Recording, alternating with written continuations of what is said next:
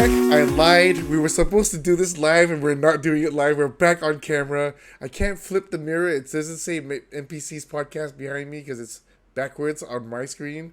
But it's Oh, probably, it's not on mine. Yeah. yeah, it's forward on yours, right? So Yeah, Yeah, it's hold God on. damn it.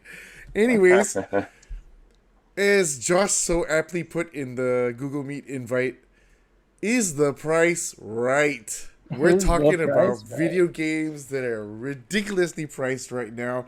We have Josh, we have me, we have Tony. He's back. He's not with AeonSparx anymore. You're with? Metronomik. All right. He's going to be building games and doing cool shit over there. How long ago did you join them? So I've been with them since January this year. Oh, So only it's like a been a few minute, months. huh? Yeah, yeah. Oh, cool. So I won't ask why you made the switch, but does it have anything to do with the pricing of games? No, no.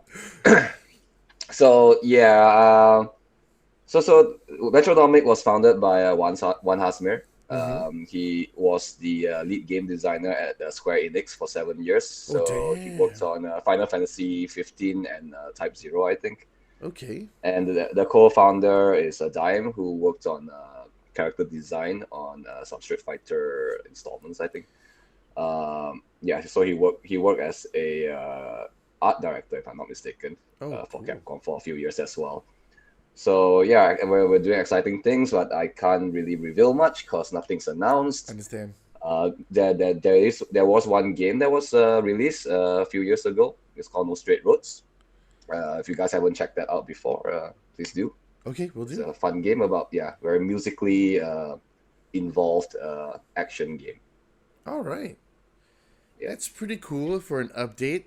So, jumping into the context of the title of the conversation that we're having, I think because now you're probably, dare I say, in a more heavy hitter type of studio where Still an indie studio. still an indie studio, but Yeah. nonetheless, like in a world where Expedition 33 is just killing everything. Oh I yeah, it's can't. Yeah. fantastic. Yeah, it's doing really well, but Xbox, who is now literally last place in the console wars, behind Nintendo, obviously behind PlayStation, obviously behind any Windows equipped machine that has a GPU to do Game Pass and all that kind of stuff. What's your take on the recent price hike?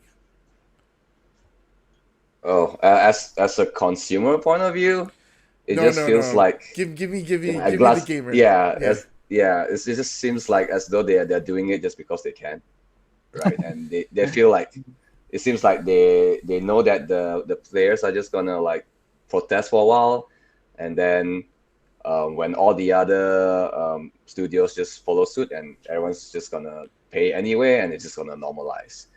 But then, if I were to play the devil's advocate, as a game developer, well, we don't know what is going on behind the scenes, what costs has rise, and if it has anything to do with the tariffs, or is it because of forecasts that they are trying to like stop all this layoff that's been going on for like almost 2 years now, and Yeah. it's still ongoing. I'm not sure you guys heard, there's few studios even in Malaysia that's still laying off staff. Mm. And yeah, but coming from another indie studio, well, I don't know. I don't know how does all these like bigger studios or AAA studios calculate their costs and how they forecast and why they feel like they need to increase the price. I mean, when I look at like Expedition 33, Mm. it's very fairly priced, but it looks like a AAA game. Yeah. I was actually Okay. surprised how good it actually looked. Mm. Yeah. By a team of what, 30 something, right? French people, In the right? dev team. Yeah. Yeah. So Mm. if you guys have looked at even like if you haven't played it, Mm-hmm. if you look at this the videos of Expedition 83, right? You look at just the level design, the environment. It's so beautiful, right? Yeah. And I Mm. heard from my colleague who was showing us the game today at the office is he was like, Young, guess how many level designers work on this? I was like, I don't know, maybe like five. And he was like, no, one. I was like, that Crazy, is man. One level crazy. designer. It's insane, dude. Yeah, that is crazy. I But I don't did. know how long it took them to Yeah. complete the whole production. Mm. But But wow, man, I think in a way it looks kind of better than some AAA titles today. Yeah, And yeah. Yeah. it's just mad. You know, I looked at it, I was like, how is this possible? Is this even like self-published? If it's self-published, it's like really, really, truly pure indie release. And it's Mm. just fantastic. I always feel like, when we talk about music, like we always hear things about like Billie Eilish and how it was just her and her brother Phineas in a room Mm. bouncing some beats around, throwing some music around, and then next thing you know, bada bing, bada boom, they've got a song, or they've got like Yeah. an EP of songs, right? Like 6 songs and all that kind of stuff. I'm not saying that the process of which is easy, but of course, laying beats and making music is much easier than it was, I want to say, 30 years ago, because we didn't have things like Pro Tools. We didn't have Logic QD and all these other softwares and all that kind of stuff that already have pre-assembled drum loops, or even a drum machine that already has all this stuff configured. So when you were talking about one dude as the level designer designing the entire game's levels, like, I get where the man hour cost goes into that if they're asking me to pay $80 per game on Nintendo's side of things, right? Yeah. That the man hours costed that way, I kind of understand it. But like, if I took one of a page out of what like KFC used to say to us, right? It's like KFC is like, okay, everything we offer for sale must not exceed 25 to 30% of the overall retail price. So if I sell something for $1, my cost has got to be less than 30%. Because the moment Mm. my cost exceeds 30%, I eat into my marketing budget. I eat into all these other type of budgets, like in terms of paying staff, manufacturing, insurances, da, da, da, da, da, rentals, Mm. and all that kind of stuff. Are you privy to this kind of costs when it comes to things like video games at AeonSparx or even at Metronomik? So yeah, unfortunately, I it's probably like below my pay grade to to Understandable. even have this kind of like information. But yeah, ultimately, all indie studios is either like fully self-funded or with the support of the government, of course, Oh, yeah. or they just look for indie publishers or big publishers to fund. And so that's where the lines are blurred, right? If you're funded, like let's say a huge triple A publisher, but your studio is still an indie studio, does your release still carry the indie label, right? Mm. Because then you're not really independent anymore. You're funded by Correct. a big publisher who gives you like a lot of budget, Mhm. more than most self-funded indie studios would have, and they would have demands. So you're not exactly in full like control of your creativity anymore. So what does that make your game? Are you still an indie game, right? Mm. Yeah. And Okay. then when that comes in, that is when publishers will probably have a say on how your game is going to be priced. Or when, Because right? Yeah. yeah, when it's going to be released, when Mm. the trailer is even going to be released, Mm. how many console, I mean, like which console is going to be released on, Mm. is it going to be exclusively on Epic first, or PlayStation, before you can release on Steam, which is like the main target for most CD studios today. Mm. And yeah, so they have a lot of control. Even though you're an indie studio, you produce the game as as an indie game, but then once you're funded by a big studio, you just lose a lot of control, and the game, the price of the game uh, will be priced accordingly as well. Correct. Mm. Okay, I get that. I was just thinking because when I was a kid, like, okay, to be fair, $50 has sort of been the norm for pricing since I was like, I want to say 8 or 9 years old.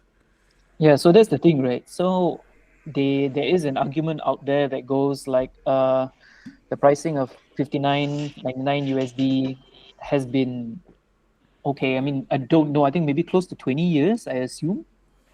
So this would be the first time where there is like a close to the 90 USD mark, right? For what Nintendo first announced this year, and then now Microsoft has also followed suit. PlayStation most likely will as well, right?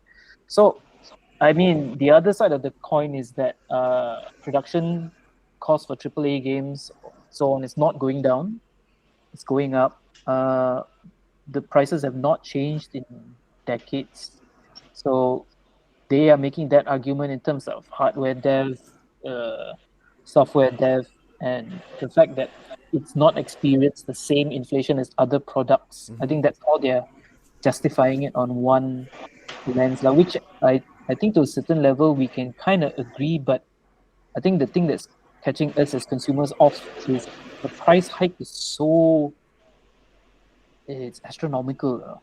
It's exorbitant. It's Yeah, it's actually really exorbitant. big, especially for a platform like the Switch, where okay, fine. I know Switch 2 says like they're gonna do ray tracing native, with their Nvidia Tegra chip. Don't know what the fuck it's called, lah. Whatever it is, lah. But net at the end of the day, they're only just going to be able to provide you 1080p gaming. Yeah, that's one, right? So the other thing is that the tapes are just shells, right? Yeah, you know, To but like we discussed before, there's almost zero game data on the game itself. It's just yeah, a so it's license to basically own the just a game. key, right? For something that we are always going to have to be connected to the internet to play, and there's no data sitting on your tape. So it's kind of a weird space that you're paying you're paying a license, I assume. Yeah, Yeah, yeah. a license for usage. That's basically what Ubisoft was saying, right? Like, get used to it. This is not going to change anytime soon. We're all going to go down this path of you are now licensed to play this game, and therefore you can take it away at any time. I just one of the things, it's not about legality so much per se, but say for example, if I go and watch a basketball game in the states, I pay anywhere, like let's say I sit in the mid level of nosebleeds and all that. It's gonna cost me about 100 US. All right, but of the 100 US, I can expect the following things to happen. I'll be able to see the game. There will be fan interaction. I'll be able to win prizes. I'll be able to pay for my concessions and all that and get my sports memorabilia. But the event itself is guaranteed to be 3 hours long. The reason why it's guaranteed to be 3 hours long is because that's what the TV rights want. So like every timeout is not a 2 minute timeout anymore. It's more like a 5 minute timeout so they can run ads and all that, right? So, but there's more fan interaction this way and all that kind of stuff. I know exactly what I'm getting when I go and sit my ass down in a seat, right? If I go watch an American football game, it could be up to 4 hours. If I go watch a EPL game, I know I'm there for 2 hours, 2 hours and a half minimum, right? What kind of makes it a little bit weird for me is that there's no stats or there's no like thing you're beholden to, right? Big name publishers can always go out there and say, okay, you know what? Nintendo's saying 80 USD. Well, I also want to make my game 80 USD. But 80 USD does not equate to 4K 60 gaming and a minimum of 250 hours of gameplay, right? It could still be 30 hours to finish an RPG or JRPG and all that kind of stuff. But you pay 80 USD for it and you're like, well, shit. I paid extra in the hopes that you would put more effort into the game and therefore deliver to me a better experience. But ray tracing and 4K 60 is not enough. You know what I mean? Like, there's got to be more content than just the visual pop, right? Thoughts? Yeah, so like I think that's why a lot of people are switching from consoles to Steam, for example, myself included. It's because when you pay whatever price, right, you can play it for free for I can't remember how long, 2 hours, and then yeah. full refund, no questions asked. Correct. Yep. So there's a lot of people like they try to finish the game within 2 hours and then get the Yeah. refund, right? Some games is possible, especially the short indie games. But also the And Game some- Pass is cheaper, right? Yeah, Game Oh, Pass at the moment, yeah, you get first 2 weeks free and then 20 ringgit per month. Of course, they're gonna increase it eventually, but you can get Expedition 33 for 20 ringgit. Yeah. Basically, in a way. Yeah. but my favorite part, just cutting in real quick. So recently, I added a whole bunch of people in my family and my extended family to my Steam family list, and now I don't have to pay for Expedition 33. Yeah, that as well. Yeah. Yes. Yeah. So, Yeah. anyways, coming back to the topic of what do you think? Where do you think like does someone have to go and draw a line in the sand and say do not cross unless you give this? Like Nintendo will always say, hey, you know what? We're always consistently bringing out bangers, right? Metroid Dread, Super Mario Wonder, Mm. like to get Miyamoto's touch on these games kind of does kind of makes sense lah, right? It kind of feels like it's worth it. But there's nobody controlling these people when they say 80 USD a game. Yeah, so I guess the power is back to the consumers then, right? If you don't feel like it's worth it or you really can't afford it, then just say no or just come support indie games lah. Yeah. Yeah, but I mean, then that is in a way it gatekeep the rest of us who just can't afford it, right? In the first place, to Yeah. titles that we've grown up with, loved with, continue to play, but and that door just closes, right? So, I mean, it's tough for me. We can sort of understand from the other side of the park as well, but I think number one, how and maybe it's an ongoing discussion, right? How do we value an experience, or how do we value what a cost is to develop something, a piece of experience? So it's developing a piece of experience, marketing the experience, and ultimately for consumers to have that experience, right?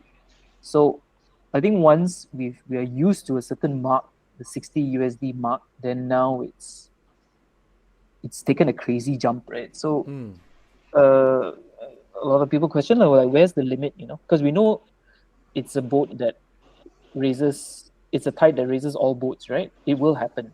PlayStation will get on this too. Well, I mean, the PlayStation's already.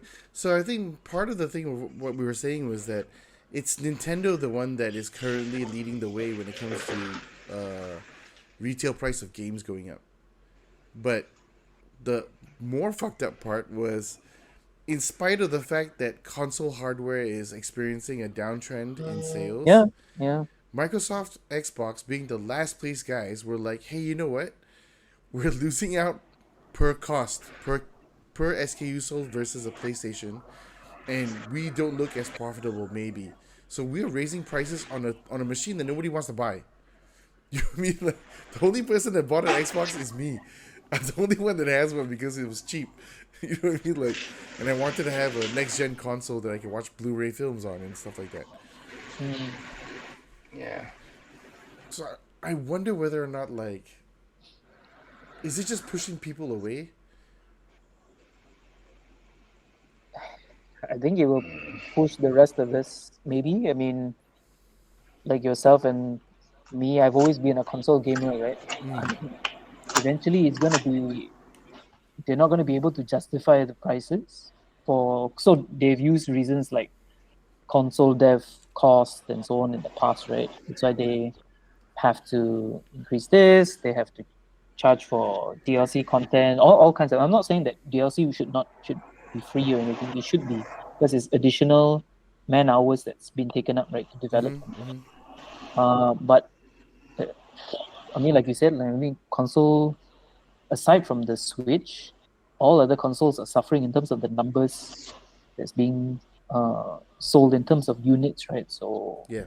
we might all eventually have to join the PC Master Race soon, maybe. It's an eventuality lah. I mean, it helps that there are, with Microsoft now and the Game Pass and everything, then PlayStation might just forego, I'm speculating, forego developing consoles and just go into total dev and just expansion of the platform, PlayStation platform itself. Yeah. Mm. I think eventually they would have to adapt if they're, I mean, like they're apparently they're not doing well already, compared to the past PlayStation 4, 3, 2, 1, Yeah. right? Yeah. So they will. I'm pretty sure they're already like cracking their head, like, well, what do we do? Nintendo is increasing the price, but we know they are gonna do well. They're always like the leaders of innovation, Mm-hmm. and their IPs are so strong, and regardless, people are still gonna buy. Especially their player base, right? Yeah. But PlayStation, well, without their exclusive games, and even like Square Enix had rumors that they wanted out, and they don't want to be exclusive on PlayStation anymore. So that's a huge problem, and I think that's gonna keep going, and eventually, and they just have to adapt, and then maybe they'll do their own game. I mean, they already kind of have it, but not as strong, and it's so expensive, on PlayStation, like the what do you call it, the PlayStation Plus, right? Yeah. It is Oh, expensive. you mean their Yeah, Game Pass version, right? yeah, Yeah. yeah. And like compared to like Game Pass is 20 ringgit versus like 100 something a month. Yeah. And yeah, so if the economy is bad, or if your target, let's say your target market is the younger generation, they definitely cannot afford that before they start working, and before they can afford all this kind of stuff. And it's all just gonna snowball, and they are forced to do something, right? Either they probably gonna, they could even like consider, for example, doing what Steam does, for the digital versions of the game, just offer refund within 2 hours if they want to. Yeah, I want but to. yeah, we shall see. Yeah, I want to throw this crazy notion out there, because when we were kids, there was no such thing as free to play game.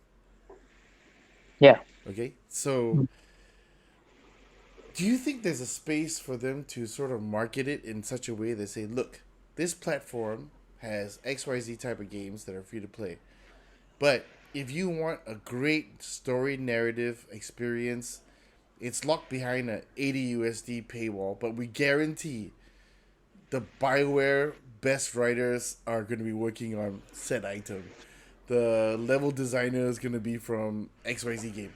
You know what I mean? Like, there's a certain sort of leveling to certain things. Like, because right now, what's killing the console market? One, it's the importability of it. Two, I think mobile gaming still is killing it. A lot of people play a lot of stupid games. I mean, to us, kind of stupid games, right? But to them, it's just like, look, I'm just playing the game to pass the time. I'm not playing the game to become like, you know, an Evo champ or a sim racer and all that. I'm just playing it to just pass time, Yeah, right? because it's a favorite pastime. No, but John, that the horse is bolted from that door, because you Okay. have stuff like uh, so many mobile games now are free to play, right? So it's either a gacha format, or you have some paid cosmetic content. I yeah. It's always think, gacha these days. Yeah, yeah. So correct me if I'm wrong, Tony. So it's kind of like Genshin is free too, no? all of them are free. All of Yeah, them go by this gacha system, You have to yeah. go and cosmetics. And then re-roll DK for as certain well, things, right? like items. So we can't really, it's past it really, because that model actually works, right? So we can't say that, oh, we gatekeep you away from this, pay certain amount, then you get access to this map or part of the narrative, Yeah, because people are already so used to, I have full access, but because I want a different skirt or a shorter skirt yeah, for my hero, then it's my choice. yeah, It's no, but it's yeah, right. We develop shorter skirt. Slightly more cleavage is fine. It's like yeah, it's great. It's good yeah, stuff. But yeah. it's fair on Yeah, the consumer, because we choose, right? Yeah, So yeah, yeah. now if we start something like we lock the ending, that's quite fucked up. It's like, yeah. I don't think that yeah, will work, to be yeah. honest, because yeah, something not related. I just saw a YouTube comment like earlier in the morning, on one of the IGN videos.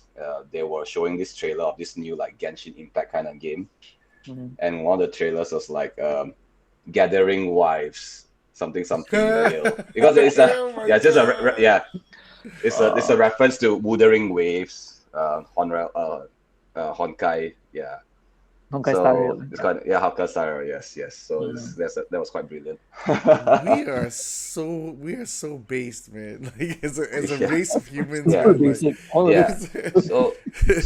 us. So actually, like I've been playing one of these games. It's called Nikke, um, Goddess of Victory.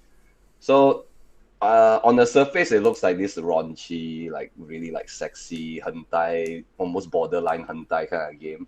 Mm. But the content is actually great. The writing of the game is great, which is right. surprising to me. You know, at first I was like, I'm not gonna play this kind of crap until all my code is like, you're judging it based on how it looks. You should Mm. really try it. Mm. Go through the story campaign Mm. and just see how you feel. And I was like, okay, I'm pretty impressed, you know. And even the whole like technology they use, and then get like games like Genshin Impact, like fully like 3D open world and stuff like that. Nikkei uses a very different kind of like technology. It's fully in 2D, but it looks so like lively. You know, Mm, it looks almost like Hades. Hades is in 3D, but it's like this 2D kind of like the Mm. cell style. shaded aesthetic, right? Yeah, yeah, it's Mm. like 2.5D lah, they call it. Mm. But Nikkei is like fully 2D and yet it feels so 3D in a way. Mm. And yeah, it maintains that whole like anime Mm. waifu effect, right? Mm. And yet they actually put in like a lot of effort in the writing, in making Yeah. the gameplay. Although Yeah. it's not really idle per se, but it's kind of like you can kind of like, jokes aside, like, you know, like you can play one hand. Lol. Yeah, yeah, yeah, yeah, Yeah. yeah. No, but that's Um, real, right? So I've also heard that the more you play, the more depth in the character that you peel away at, right? yes, Yeah. yes. So they all may look like some anime waifu hentai kind of character, right? But actually, they all have depth. They all have very different personalities, and the story is like really, really well written. You know, they don't rush things, and they are at this point. If you were to come up with some bullshit, and you try to rip people off, nobody's gonna buy into that because they're so generous. I've been playing the game without spending a cent, Yeah. and I'm at the Mm. latest, you know, towards the latest part of the main story already. And I managed to get most of the strongest character without spending a cent either. Mm. And of course, I don't get all the cosmetics and stuff like that. One is like exclusively Paid, pay huh? to get. Yeah. Yeah, and yeah, so imagine like even like Wuthering Waves, they had a pretty not so good launch, I heard, and now you have even more churning up, right? Even like IGN, like this past few days, they released a lot of like trailers of similar games that's Mm. like Genshin Impact. They all kind of look like Genshin Impact to me. Um, but yeah, so I think eventually it's gonna be so saturated and it's gonna be very highly competitive. And if someone were to come up, like say PlayStation were to come up with something this kind of concept, and they kind of lock the ending, for example, Yeah. or Mm. the Yeah. story, everyone's gonna just like complain. You know, just it's the Mm. same way how Diablo, you know, announced the mobile version of their game. You Well, yeah. That's just sort of Blizzard being Blizzard, right? Like, know? I Yeah. feel, I feel like when Nintendo says we're raising the price of the games, in my heart I feel like okay lah. I remember when first had my Nintendo when I was 9 years old, right? I bought Mm. the original Final Fantasy one for 80 Canadian dollars, which is right around 50 USD, Wow. and that was 9 years old, 1988, 87, 88. Yeah. I mean, if we're still paying 50, 60 US for a game, it does make sense that it would go up this much. But the problem I find is that it just didn't happen gradually. It was just sort of like slap 80 ringgit, Yeah. 80 USD right in your Yeah. face, like Yeah. it didn't feel like a gradual upgrade of cost as it's justified, right? Like Yeah. when I was in Japan and I went to the Capcom exhibition, Mm. and they showed us how they used to do the pixel art, right? Which is like you do your little Mega Man, you can do a Ryu and all that, and how they animated Ryu is by drawing every single pixel Pixel. frame Yeah. before he threw a fireball. Then they had a little display on how they did Ryu's Street Fighter 6 fireball, it was all mocap. Mm. They got somebody, rigged him up in the mocap suit, and he did the fireball, and then they just almost like they were over it la, rotoscope it over it la. But Yeah, I yeah. mean, it was pretty cool, and it was one of those things where I thought to myself when I saw it, I was like, that's pretty cool, and that's probably why the game is able to stay at a reasonable price, because they have all these technologies where you don't actually have to pixel draw everything together, but Yep. flipping it on the converse side of that is that if you're gonna build an entire game out of mocap, that it's gonna take a lot of man hours, film hours, lighting hours, set design hours, beyond just, you know what I mean. You also have to pay the actors hours as well, right? So I guess in that sense, if they had just sort of shown me the process of which my 80 USD is gonna go into something, I'll gladly pay almost $400 for a game. You know, like even now playing City of the Wolves, Fatal Fury is like 279 ringgit. I'm like, holy cow, that's so expensive.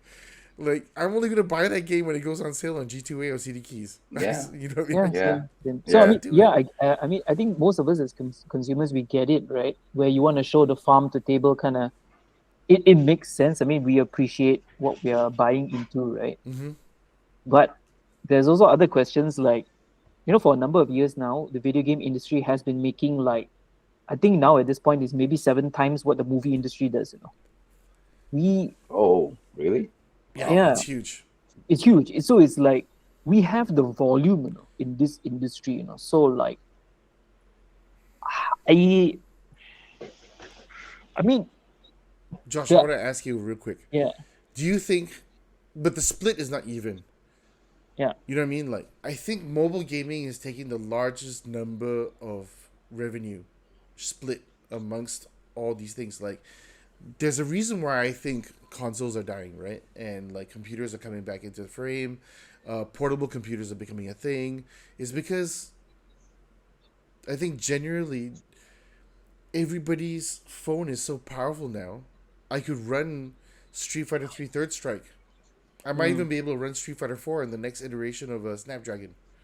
mm, You know what I mean? Like the resources it takes to run these games are no longer so out of reach anymore, right? They're yeah, now yeah, within a 4 nanometer process, right?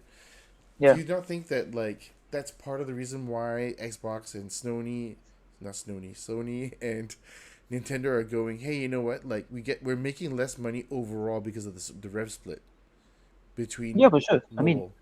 that's it's something that's why these like Sony and also like Microsoft has never been able, because it was never their focus, where Nintendo might have more say in terms of charging more for their hardware because they have the track record, right? It's not all successes because they did flub up in terms of the Wii U and a little bit in terms of the GameCube, right? But everything else, right, from the Wii to the Nintendo 64 to the Switch now, the Nintendo 3DS, these are all innovation built on experience. Yeah, So yeah. a lot of us who are, I mean, I'm not a Nintendo loyalist, but I have had a few Nintendo hardwares, right? I see we all see the reason why maybe it justifies to a certain extent. A, why we are paying for quality IP that continues to have quality, Mm-hmm. and B, there is that continued dedication, right, to hardware and experience, right? So the rest of it, like PlayStation tried with PlayStation Move when the Wii came out, and Xbox tried it as well, but none of them had the sensitivity or the experience of what the Wii could do, right? Yeah. Yeah, so Yeah. yeah, I mean it's kind of like it was never their focus, and they they tried the exclusivity, but it doesn't work anymore. So now you see things like Final Fantasy for a year gated away from PC, and then it goes to Yeah. sorry, yeah, it goes to PC It's on after. PC now, yeah. Blade, partly funded by Sony, if I'm not mistaken, now is going to be on PC, Mm-hmm.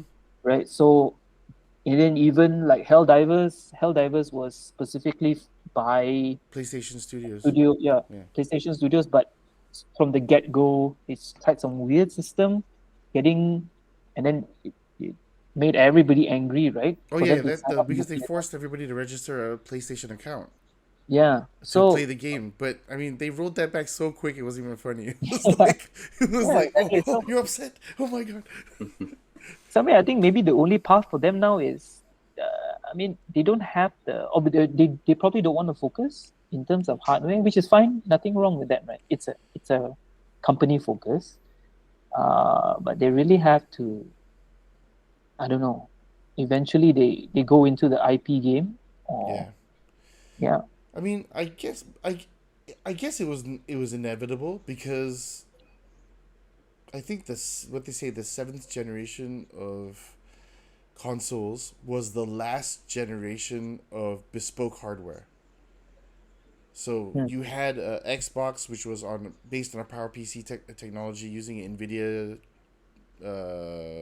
GeForce 3 GPU, and then you had GameCube, which was kind of relatively using significantly upgraded Dreamcast hardware, and Dreamcast at the middle of that, and then you had PlayStation 2, which was its own emotion engine and its own risk processing and all that kind of stuff, right?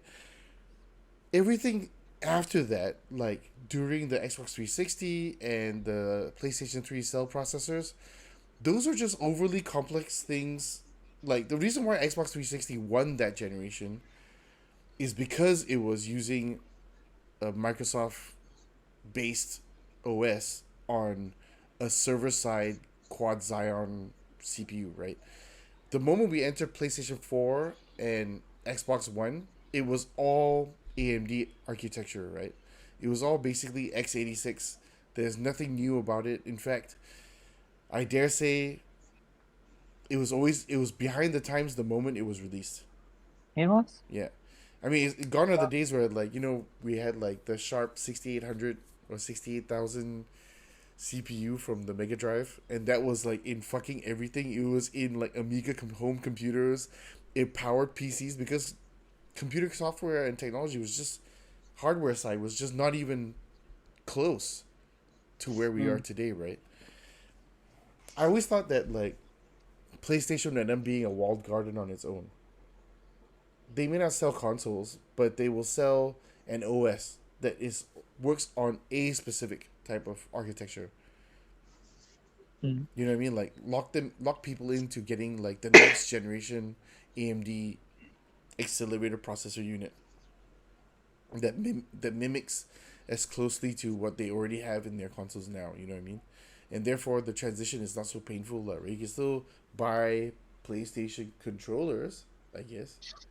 That might be the only other way to control it, right? Yeah. Yeah, that's why they always have like the pro version later on, and then the slim version. There's this Zack Snyder cut version basically. Yeah. There's I'll be honest. Uh, I was thinking about it. Like, did I really need to buy an Xbox Series X? No, but yeah. I mean, I wanted to play some of the games that I haven't played in years, like another NHL game. To play ice hockey on a new generation hardware. I can't play on Steam because they refuse to put it on Steam, and you can't get it Yeah. on Game Pass. So the only place I can play it is either on a PlayStation or an Mm, Xbox. And a secondhand Xbox yeah. Series X was much cheaper. You know what I mean? So I guess that is the only way I'm gonna get that Yeah, experience see now. that's the niche, right? Like maybe that's how some consumers would actually pay that price, right? Yeah. Because you can't get it anywhere else. Mm. But it's still a losing game like in the long run because that's all you have, right? Like for example, like okay, let me ask, would you pay 1890 USD for a new Mario or Zelda game? Very likely, right? More Bit likely. likely lah. Not likely. I mean, Not likely. I haven't Okay. played those kind of games since my Nintendo Okay, DS. okay, Like, okay. yeah, yeah, Same here, yeah. same here. I'm just I was like in general, what do you think like the fan base would do? Would they like just boycott or would they pay? I would think that they would pay. No, they will pay. They They will will pay. pay. They're Yeah, not I gonna think. boycott. I mean, Yeah, yeah, I think you'll get 10-20% at max, right? But not even. I don't think it might even reach 20%. Maybe 10%. that might boycott it for a while, but Yeah, majority of people gonna pay, you know. yeah, exactly. Yeah. So, and then the next one would be what other titles? GTA 6. Mm, Mm. 80, 90 USD, I think easily. I think I would say 99% of the fan base will pay for that yeah, Yeah. because yeah, they know what they're getting, Yeah. right? The track record is so good. yeah. And the And then you have mods. Final Fantasy. Yeah, and Yeah. then you have Final Fantasy. Yeah. Would you People would. pay I 80 still or don't get. 90 USD? I still don't get the allure of that. Like I'm still on the fence on that. I know I haven't actually played the game, but there are certain things that I know about it that just kind of turn me off about it, and I don't want my original Final Fantasy memories to be for 7 to be messed with in any way. I remember it exactly as it is. Same.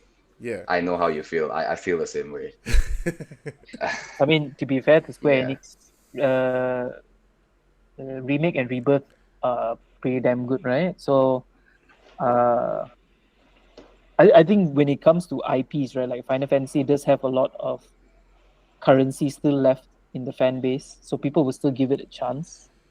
But when they see studios developing like Expedition 33, Yeah. then from what they're saying, like turn-based is dead and so on, it's not dead, you know. No, It's it's just still It's alive not. and yeah, It's well, not. man. Yeah. yeah. But to be fair, Expedition 33's turn base is not. It's not the traditional turn base. Yeah, yeah, It's not. It's It because has there's still real the time in parry it. system. Yeah, The parry and the you can actually trigger like if you yeah. remember FF8, The the you can the, actually the quick trigger when you time. hit the enemy. Yeah, yeah, Yeah. yeah, yeah. yeah. So I Yeah. mean, yeah, there's still some interactivity, but they have shown that like, I mean, they're not the first to match in like QTE, right? So there are No. other titles like Mm. even as far back as Legend of Dragoon, they've had it, right? So it's not. Well, I mean, quick time events is like the answer to everything. Like, I mean, super popular by God of War, right? Yeah, of course. God of War. Yeah. Yeah, and there were a few other games that were on PlayStation where like one of them was just like you have to go around beating like giant monsters, and that's the whole game. That's Monster It's Hunter, no? Oh, Shadow of Yeah, Colossus. Shadow Oh, of Shadow of Colossus, Colossus, and then yeah. there was That's it. Yeah. another sort of like what was the other game? Iku or ICU or something like that. That was like a spiritual Eco. successor to Shadow of Colossus or something. Hmm. But yeah, I mean, this is a slippery slope that actually nobody's gonna die on because I think everybody's just gonna end up paying anyways, right? Like, I think like Hmm. one thing that was we get a little bit upset when we hear about such things, right? Hmm. But one thing that I saw on a Linus Tech Tip video, because he was saying that like, what the fuck, like everyone's like nobody wants to pay this kind of money for the latest graphic card from Nvidia. It costs too much money, right? But the reality is that almost 80% of the people who build PCs as part of the master race never buys brand new off the shelf items as they are. Hmm. They either buy secondhand last generation or they buy old stock last generation but highest tier. Because it's come down in price, it's just sat on the shelf, it's now discounted and all that kind of stuff. So I suppose somewhat of the same can be said of 80 USD games, right? If they don't pick up very well, they're going to be discounted somewhere. On some store, digitally, or available physical copy, but discounted for the digital code, you know what I mean? So I guess Yeah. in the end, it's about patience. I guess that's probably what's going to determine. Yeah. But you still have people that would Yeah, the willing to whales. pay. Yeah. Pay. Yeah. Just not just the whale. So I have like colleagues who are like way more nerd than us, and all they do is just play games on the weekends, on holidays. They don't even like spend their money for vacations and whatnot. Oh, nice. So as soon as this new graphic card comes out, they There's. gotta pre-order it or whatever, Jeez. and then that's crazy. And we are being Malaysians in the game industry. We don't get paid very well, right? Yeah, yeah, yeah. And yet they are willing to spend that kind of money. And like when Monster Hunter came out, even games today for me, even on Steam, is still expensive, even for me, right? And you have like people like my colleagues who are just willing to just like, or even like Josh as well, and they will just buy, immediately. They don't wait for discount, right? I still remember Josh came to the office one day. It was like, "Hey man, this is new Puma shoes with PlayStation collab. It's like $250. Should I buy it?" I was like, "No, just wait for it to be on discount." That's about it. I mean, 2 days later, rocks up in his shoes. What do I you mean, think? I'm the typical consumer, right? So I may work in advertising, but it doesn't mean I'm averse to marketing, Consume. and especially when on content and even materials that I like, right? So, but where's the? I think all of us are fearful of this because it's like, where's the limit? You know, where's the stop? Where's the stop gap? You know. Yeah. Yeah, I mean, okay. One thing that might happen is that when is an eventuality, right? All game prices are going to increase, right? So once it hits that, once it's on par now at 90 USD, oh shit, there's going to be like close to 400 ringgit, Yeah, no, right? it'll be 400 on the dot, I think. Yeah, Or so it's like that's just 400. slightly under 4. So like what you were talking about earlier, right? Is if the game doesn't do well, it goes on discount, right? I don't know if the discount's going to save it. You know? No, it won't. It It won't. won't, It right? won't. So it's like, uh, Oh, so they just go on Game Pass basically. but is that even enough? You know, so like I doesn't it become like a double-edged sword where if your game doesn't sell, and especially if it's at that price, right, you're gonna have more. Didn't the studio that developed Hogwarts Legacy fold? they did, man. Uh, But that game I is can't remember. relatively a pretty decent success, what, right? I think they definitely made back. Yeah. They definitely made back. They may not have achieved the sales target, but I mean, I bought it. I bought it for my wife, and then she didn't even play it. my, Yeah, my it's her sister bought younger it too. brother came over for holiday and played the fuck out of it on the Xbox. Yeah, so I mean, I don't know if it. I mean, the price, the, the likelihood of failure is gonna increase, right? But I I think mean, that. maybe it's good for us, lah, Yeah. But I think I consumers. look at it this way. I mean, like so many other creative pursuits in life, right? Like you look at film industry. Most people are just jobbers. They are not. They're like the writers are jobbers, the editors are jobbers, the directors are tied to a studio, but they're also jobbers. They only get paid by job. They don't get paid by like a functional monthly salary to maintain their lives. They don't do that.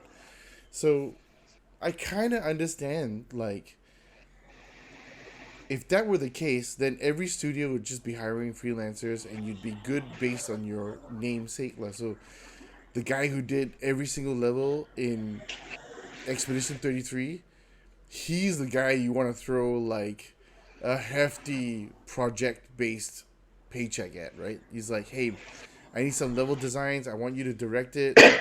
Here's like, it's going to be 8 months worth of work. We project it, and per month, I'm going to pay you X amount of dollars, blah, blah, blah, blah, blah. But we don't do that anymore, right? Because we want job security and all that kind of stuff, understandably. Mm. You know what I mean? Like, especially in advertising where it's the margins are so much narrower. But I Mm. figured in the gaming sphere, it would probably be easier to adopt. But I also understand the fact that like it's fairly stressful to not have your next paycheck. You know what I mean? In the sense that because in the film industry, I think that everybody gets paid a pretty decent amount, right? Like if you're a DOP, even for advertising video shoots and all that kind of stuff, DOP shows up one day, you get paid like anywhere from 5 to 8K for one day's work, Mm. and then the guy fucks off like doesn't do anything. But the director, who's getting paid slightly more than the director of photography, he's gonna see the entire project through. It could take him an entire month while concurrently running other projects. You know what I mean? So I just figured maybe there's a got to be a little bit of a shift in how the industry works in terms of does everyone need to be full time or is it contractual or what? You know what I mean? Yeah. So like I speaking of like the film industry, like it really Mm. depends where you're at, like where Mm. which country you're in as well. So I spoke to this camera guy who works in the Malaysian film industry, and it just sounded scary to me. He's never full time. It's Yeah, not a gig where you can get full time anywhere, yeah, and Wow. it's super unstable. It's super like you're constantly anxious whether you'll get the next job or not. Mm. And I sometimes I wonder how if I thought like the game industry is bad in Malaysia, holy shit, the film industry is even worse. well, film industry for sure in Malaysia is a bit questionable. Like, Yeah. oh, one thing this is gonna send me on a rant. I know it will. But the truth is that Malaysia has no shortage of creative people. Yep. But the shit that comes out of Malaysian cinema is all shit. Okay? For every 10 Police Evos and Askar and fucking Top Gun ripoff, there's only one Abang Adik. Yeah. Right? Yeah. For every 10 of those like Chichap Man and all the kind of shit for movies, there's one Ola Bola. Okay? Not even, to me, it's not even a great movie. I still watched it because I felt like, yo, Malaysian Pride a bit, like, even though I didn't hate football, I'll just Yeah. watch the shit though, right? Like, that's our problem here is not it's not a lack of creativity. It's the people who are financing these films are doing such a bad job of giving good movies a chance. You know what I mean? Like, good scripts don't Yeah. come out so often. Why Yeah. did we have to have Police Evo? You know, like, I Also, get so it. that yeah, there's a lot of reason to that. So it's so consumer problem as well because we don't support our local, films and music as well as much. Yeah, I mean, Yeah. we get radio play, and actually, to be fair, like, when I was coming up in advertising, people always talk about the Bangsa bubble, right? Not just because of, okay, Yeah. fine, I live in Bangsa, fine.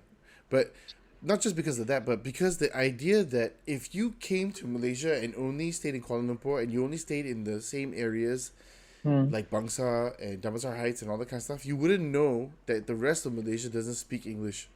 Yeah. Yeah. The You wouldn't majority. know there are parts of Yeah. Malaysia that don't know how to speak Malay also. They can only speak Yeah. Cantonese or Hokkien or whatever. Yeah. You know what I mean? And it's Yeah. like, a lot of the times what we take for granted, like, oh yeah, we listen to Hits.fm and they only play international music. Very rarely do they play Zamira, or do they play what's the guy that did Amboy, the song, can't remember his name, the rapper and all that, or Joe Flizzo and or whatever. All these people get very little airtime play and all that kind of stuff, and there's so little catering for this community. But actually, I think there is a pretty strong community for that. It's just that everybody wants to get paid $1 billion or millions of ringgit to go and get off their ass and become a success. You know what I mean? I think a lot of Malaysians don't want to hustle. They don't want to hustle like other people can hustle for it. You know what I mean? Like, Eminem's going door to door, waiting on the street, rapping on the street, giving out cassette tapes and all that kind of stuff until he becomes a success. What are you going to do to get there? For example, I think for myself, for example, right? I'm the only editor of this show, and when I do shorts, I get lazy, and then have to update them, upload them. I also get lazy. It's just one of those things where, like, how much of a success do you want to be, and how Mm. much effort are you willing to put into it? How much are you willing to die on that? You know, to go out on your shield on that. And I think that's the problem with our our creative people. They lack the agency to do it. It's not agency as a kumpulan of people, but the drive to want to do it. And that's where I feel like a lot of people be like, oh, you know what? If you're good at something, don't do it for free. I get that, bro. Totally get that. But if you want to be the next, like, Billie Eilish or whatever, then you gotta put in the time and hours and create for free. Sometimes. Yeah. Yeah. I mean, some of course there are special cases like Yunar or ZRW. Yeah, but Sometimes even they just like yeah, they just at the right time at the right place sometimes, and it happens. they And they are blow. like yeah, Yeah, they are really talented.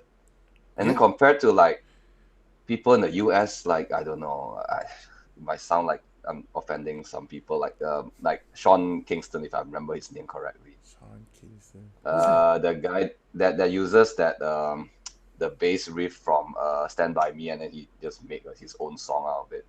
Oh, okay. Beautiful Oh yeah, girl, yeah, yeah, that yeah, yeah. song. Yeah, it's just some chubby African American kid Yeah. just posted a video on YouTube, and someone saw him Mm. and then picked him up, and then he became this massive, artist. And if you ask me, honestly, I think Zia, we and Yuna are way more talented than he is, and Yeah. yet he's making way more. He's way more successful. I always thought And that yeah, like there's this thing where Black African Americans they don't like it when their friends get over on other people. Do you know what I mean? Like you always gotta keep your friend in check is the idea. So it's like when that person gets too high up, you gotta check his success. You gotta heat check him and all that, right? And that kind of happens here, right? Remember when Yuna was sort of at her peak? Then they made fun of her like hanging out with Usher and all that on a sketch comedy show on like TV3 or something like that, and it was like the biggest sort of faux pas anyone had made was like, why are you making fun of this girl because she's hanging out with black people? It's like she's enjoying her success. You don't have that success, but you're not celebrating her. You're not celebrating your people because she's your people, but you're keeping her down by pigeonholing her and just saying, "Oh yeah, okay, like you just hang out with black dudes and all that." Like what's wrong with yeah, that? yeah, That yeah. black Sometimes dude's it's gonna really quit like, her yeah, career. Like she yeah, could very well be the next Erica Badu. yeah, You never know, right? And like yeah. if that happens, she will never come back here the same person ever again, and she will not care to come back because she'll be international. Yeah, I mean, we have a lot of that already. Like a lot of Chinese singers Mm, or composers, writers. they're gone. They went to Taiwan and they never came back. They never come back. I mean, they still Why come would back you? as Yeah, Malaysians, but they are based in Taiwan. yeah. Henry Golding Yeah. hasn't come back for it.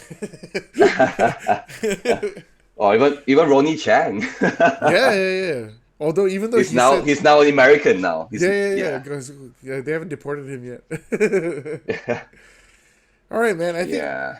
this sounds like a good place to end. I mean, we don't need to die on that hill. I just feel like the conclusion is people are gonna pay. People are gonna do what people are gonna do, right? They're gonna pay $80 if they're gonna pay $80 and all that kind of stuff.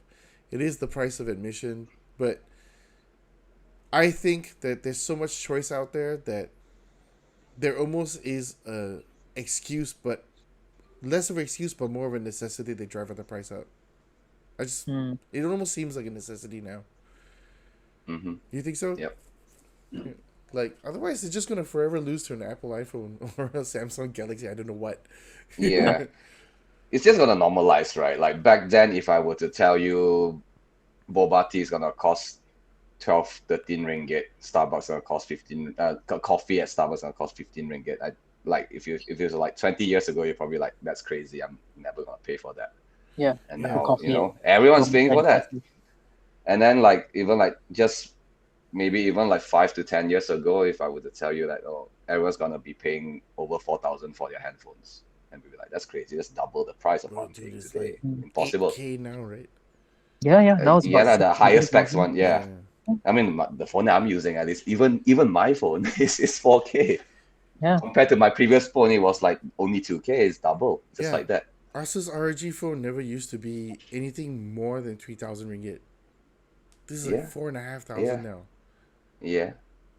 And we will never know if it's like, do we even like still bother to find out whether it was a necessity to increase the price?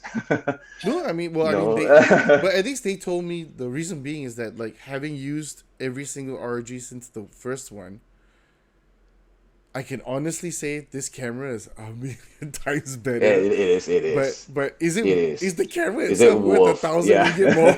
Like, I'm Yeah. not sure. Exactly. Yeah. I mean, it'll probably normalize and we all get used to it, right? But there will be a lot of dead bodies on the road, lah. Yeah, A that's It lot. will be. So, Yeah. but maybe that's Well, good for us as yeah. consumers. Then It's actually good for PlayStation if they're smart about it, right? It's like Indeed. everyone's gonna increase their price, we're gonna stay and let's see what happens. I don't think they will. I Yeah. Yeah. I mean, Yes, in a non-ideal world, they Yeah. definitely won't. given what they've just done with the Pro, right? I don't think they will. Yeah. They're even struggling to like they're doing something they've always done, right? It's the slim version, it's the Pro version, right? But now it's so hard for them they did it, and it's so hard for them to justify, and people are still not buying the Pro. It's like it seems it's just going down. They It might be is. the first ones to fold. I don't know. They might be the first ones to step out of the hardware game. I don't think they can. I feel like PlayStation as a brand is too big to fail. I think they can fail, bro, because like, I mean, what happened to the Walkman? What happened to the CD, man? I mean, They're dead. but that wasn't a whole division Yeah, unto itself, though, yeah. right? Yeah. So that one they died because it went obsolete, not Yeah. because of competition. And Sony was smart because Yeah. when it went obsolete, they had Blu-ray and Bluetooth as a technology that everyone has the license from Sony now. Yeah. Yeah, but again, maybe it's consoles being obsolete, you know, like what we Yeah. talked about earlier. Yeah, that's Yeah. possible. Yeah. Yeah. Yeah. Sad. So yeah, but it's because I mean, if you look at historically, right, in the past, we went to the arcades because there was no way for us to play these kind of games at home to get it. It Yeah. just because Yeah. the hardware was too powerful, right? So it had to be off Mhm. of an arcade machine. Then when it became consoles at home, then we transported that to the home, right? We were able to do it. Yeah. But once everything then at one point everything was developed from a PC interface, and now with all of the different development platforms, right? Everything's just converging into PC, right? It is. Yeah, Yeah. because I It just think is. it takes too much effort to just go out there and build and keep building and innovating another OS to call your own, just Yeah. so that you can have a wall garden on your own, like, Yeah. Yeah. Even the biggest esports games, all of them are on PC. Yeah. Yeah. Plays it on PC. The competitions are all in PC. Yeah. You know, people are League of actually Legends, you name it. Yeah.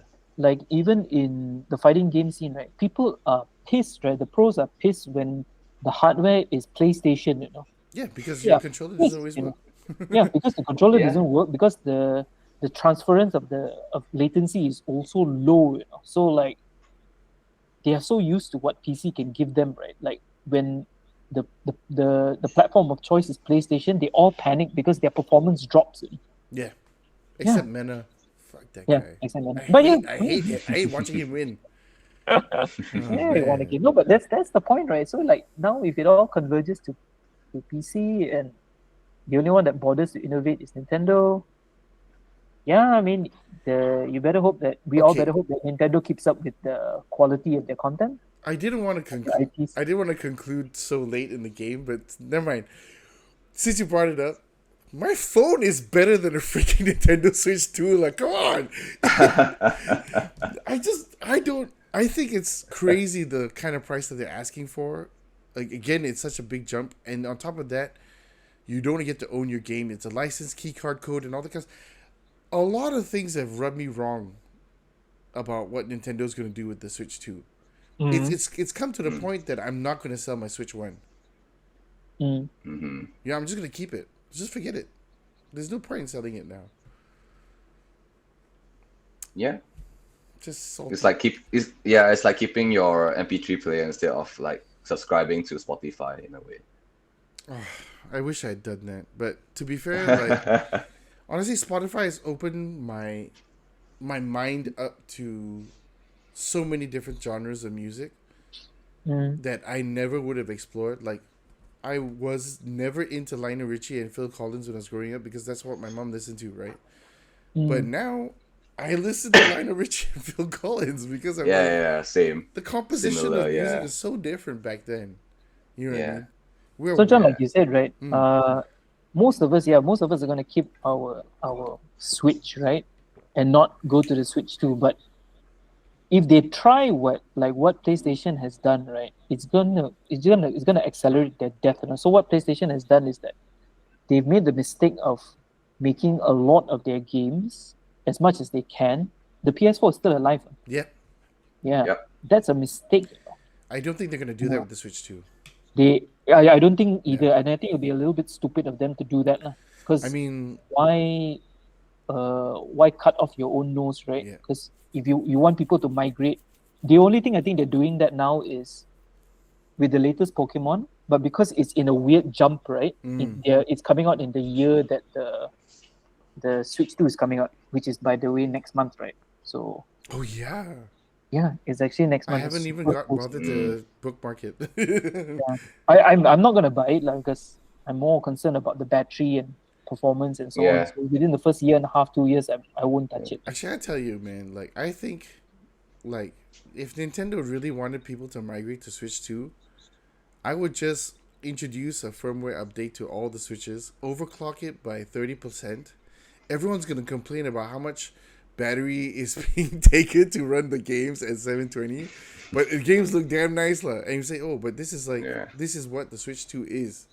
You know what I mean? But way better battery life and 1080p gaming. Finally, it's like Apple saying they have some new technology in their phone that existed on a Samsung and Android for like the last 5 years, man. God damn it. Yeah. I don't know, man. It's funny, Wait, is Switch 2 releasing on June 5th, if I remember correctly? Yeah, it's on June 5th. Well, right on my birthday. Oh, okay. It's your birthday next month as well, Joshua. So probably you can buy it for your. Hey, let's go. Let's go out for dinner. Yeah, let's go out for dinner soon or something like that. Yeah, I think let's do that. Tony, but no, I'm not gonna buy it. You're not gonna give yourself a present. Yeah. You got any games coming up, like expos that you're gonna do locally and talk about your games and stuff, or exhibitions?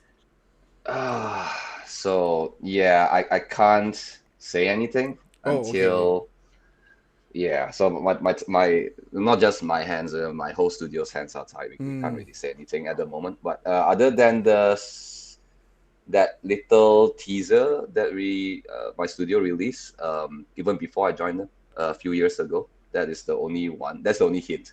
Okay, send me the link. I will put it in the description. I just think it's cool because, like, if you're guys gonna do anything locally that Josh and I can travel to, we have a TikTok now, so we can put that short content up and all that kind of stuff. We don't really, I mean, we reach a certain amount of people, but it's not really like we're not growing in followers because we're not doing anything with it. We're just broadcasting. We're just broadcasting shorts, right? That's it. Yeah. You need more clickbaity titles. Dude, honestly, like. See, this is the typical Malaysian, like, you gotta pay me to do that. I'm not getting paid to do it. All right, let's call this one. We're done. All right. Yeah.